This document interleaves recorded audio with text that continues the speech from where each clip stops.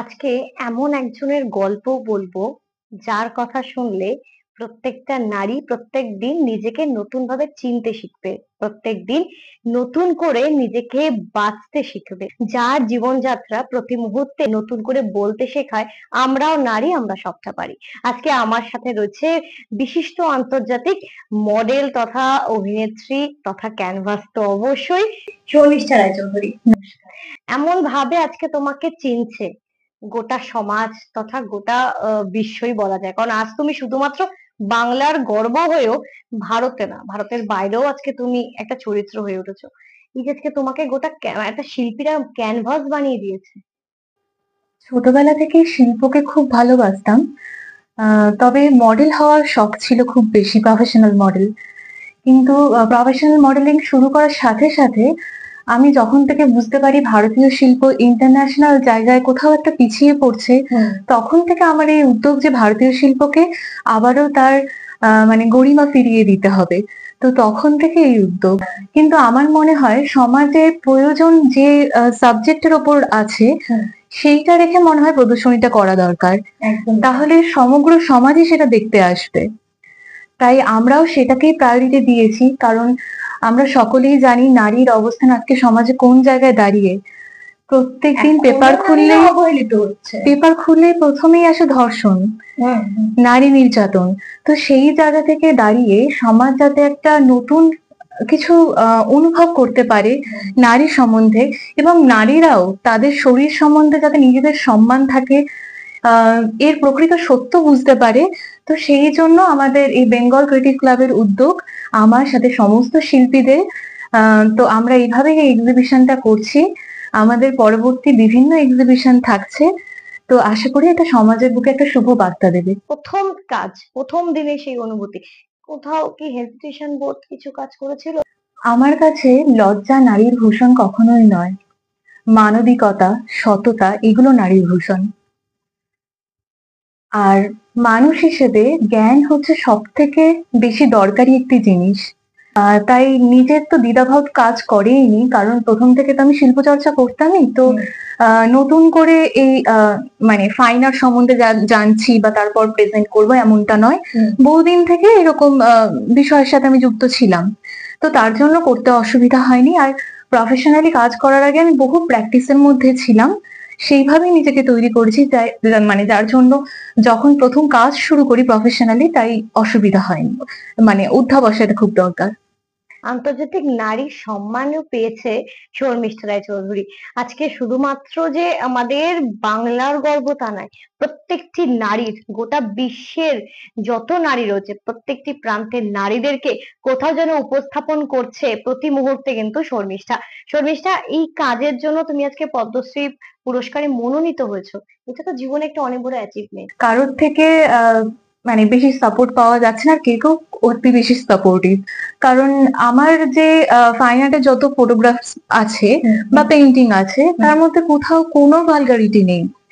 মানে কোনো মানুষ যে শিল্প বোঝে না, সেও যদি সেই ফটোগ্রাফ বা পেইন্টিং বা স্কাল্পচার দেখে, তার মধ্যেও একটা নান্দনিকতা বোধ কাজ করবে বা শিল্পটাই সে বুঝতে পারবে। এই কারণের জন্যই আমাকে কোনো রকম নেগেটিভ কমেন্টস এর মুখোমুখি পড়তে হয়নি। সবসময় একটা চর্চায় তো উঠে এসেছেই প্রত্যেকটা হয়েছে। এবার তাও যদি বলি নেগেটিভ কমেন্টস, সেটা হচ্ছে গিয়ে মানে আমার যখন নিউজ বিভিন্ন মাধ্যমে আসে, তখন কমেন্টে কিছু অচেনা লোক হয়তো কিছু কমেন্ট করে। এরকম কমেন্ট আমি এক জায়গায় দেখেছি যে যিনি সাংবাদিক আমার ইন্টারভিউ নিচ্ছেন, তাকে কোথাও বলছে যে আপনিও তাহলে নগ্ন হয়ে থাকুন, ড্রেসের কি দরকার আছে। তো এক্ষেত্রে বলবো, এটা আমার প্রফেশন, আমি একজন শিল্পী, তাই আমার কাছে নগ্নতা অতি সাধারণ একটি বিষয়। কিন্তু তার মানে এই নয় যে সমাজে প্রত্যেক মানুষকে নগ্ন হয়ে থাকতে হবে। আমার উদ্দেশ্য যে শিল্পীদের এনকারেজ করা এই শিল্প সম্বন্ধে, এবং সমাজে যাতে এতে কোনো বাধা না থাকে। একজন নগ্ন নারী আমাদের ধর্মে একজন দেবীর সমান, তাকে দেবীই ধরা হয় যখন তার মধ্যে এক বিন্দু আবরণ থাকে না। তো এই যে বার্তাটা, এটা যাতে সমাজের কাছে পৌঁছায়, সমাজ যাতে বুঝতে পারে। তার মানে এই নয় যে সমাজে প্রত্যেক মানুষকে নগ্ন হয়ে থাকতে হবে, তার মধ্যে তো সেই শিল্পের জ্ঞানটাই নেই। অন্য কোনো মহিলা বা পুরুষ যদি জ্ঞানহীন ভাবে বা শিল্পর চেতনাহীন ভাবে নগ্ন হয়ে ফেলে তাহলে তো সে খারাপ কাজ করবে অবশ্যই, এবং সমাজের জন্য তা ক্ষতিকারক হয়ে উঠবে। মানে যেমনটা এখন বর্তমান ইন্ডাস্ট্রিতে হচ্ছে প্রতিনিয়ত। তো শিল্পটাকে আগে বুঝতে হবে। তারপর তো নগ্নতা। শিল্পে নারীর স্থান রয়েছে নারী কেন্দ্রিক, এবং সেই নারীরা নগ্ন রয়েছেন কারণ তার মধ্যে আধ্যাত্মিকতা রয়েছে। আমরা বাউল রীতি বা জৈন ধর্ম, বৌদ্ধ ধর্ম, বিভিন্ন ধর্ম ঘাটলে আমরা বুঝতে পারবো সেখানে স্পিরিচুয়ালিটি বা আধ্যাত্মিকতায় নগ্নতা কতটা জড়িয়ে রয়েছে। কারণ আমাদের প্রকৃতির বিভিন্ন উদ্ভিদ এবং প্রাণী তারা প্রত্যেকেই নগ্ন থাকে, একমাত্র মানুষ ছাড়া। আমরা বলি যে আমরা পোশাক দ্বারা নিজেদেরকে আবৃত করে সভ্য বলছি আমরা পোশাক, কিন্তু সভ্য তো পোশাক দ্বারা হওয়া যায় না। তার মধ্যে যদি মানবিকতা, একদম কোনো দায়িত্ববোধ না থাকে তাহলে তো সেটা কখনোই সভ্য মানুষ হতে পারে না। তো তার জন্য কোনো একজন নারী যদি শিল্পের জন্য নগ্ন হয় তাহলে অসুবিধা কোথায়?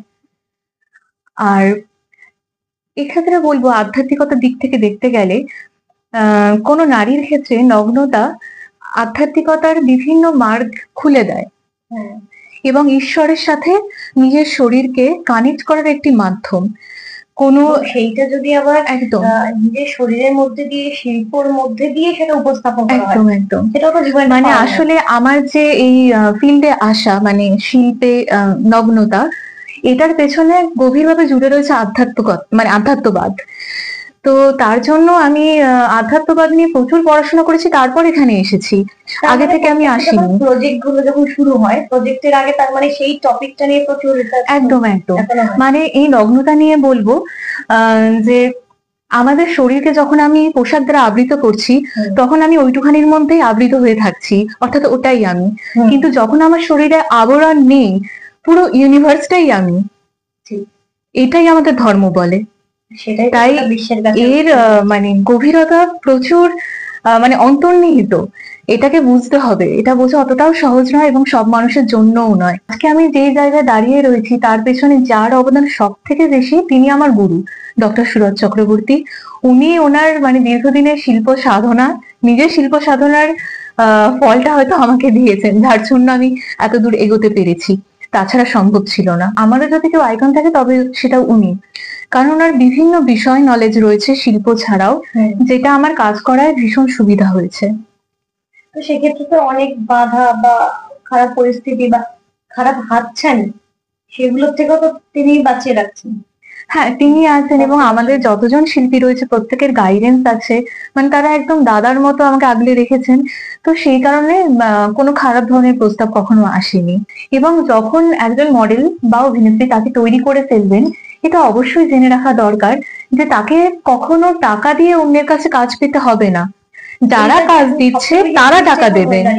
একদম, মানে যদি কেউ টাকা নিয়ে বলে ফটোশুট করাবে বা মডেলিং এর কোনো কাজ দেবে, তার মানে তারা ব্যবসা করছে, তারা শিল্প তৈরি করছে না বা কোনো প্রফেশনাল কাজও করছে না, তারা ওটা ব্যবসা করছে এবং তাদের কাজের মানও অত্যন্ত খারাপ, যেটা সেই মডেল বা অভিনেত্রীর লাইফের বা কেরিয়ারের ওপরও প্রভাব ফেলবে এরকম খারাপ কাজ।